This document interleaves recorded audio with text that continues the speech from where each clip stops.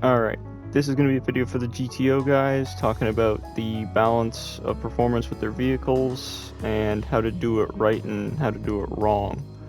I'm going to be using this Renault RS01, a car that we would have allowed if it wasn't too fast, and walk everybody through how to do this.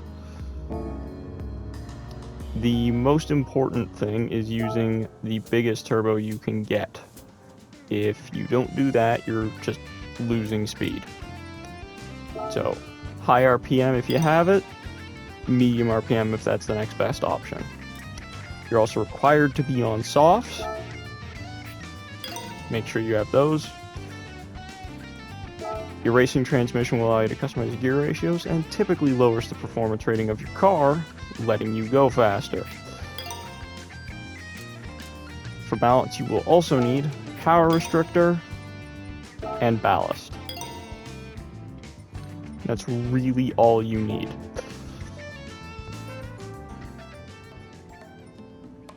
So now we're going to go into the tuning and start breaking this down.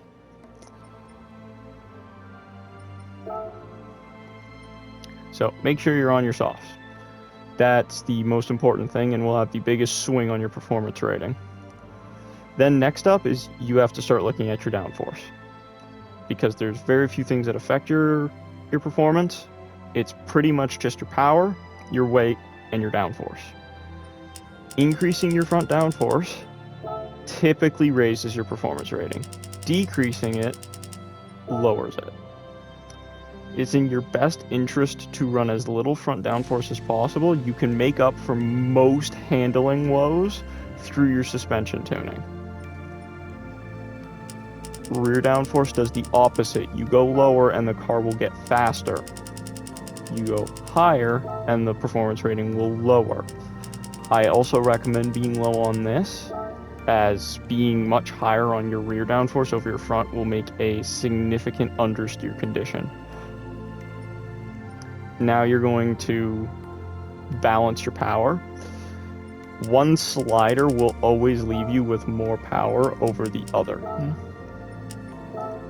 So this is where I would leave it if this was what I was doing, because you can make that up with just a little bit of balance or of ballast. But we got to try the other side first, switching it around, restricting it through the ECU.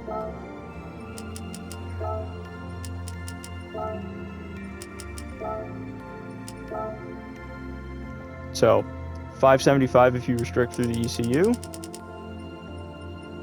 with 497 foot-pounds of torque, or if you go through here, you're at 615 with 509 foot-pounds of torque. So this is the better way to be running this car.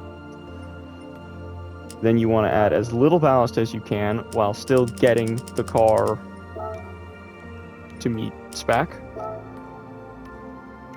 So on this car, it's 4 kilograms. Put it as far forward as you can. 4 kilograms is not going to change the total balance of your car.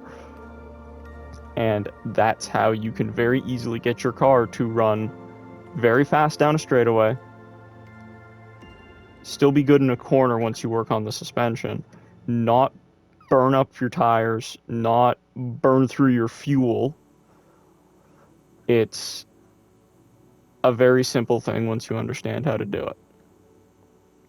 Now, some of these mid-engine cars do still struggle with the rear end running like this.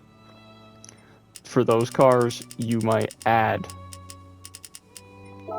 some rear back into it, and then that's going to let you have some of your power back. So it's a game of balancing it, but going as little downforce with as little weight and as much power as you can get is the best way of doing it.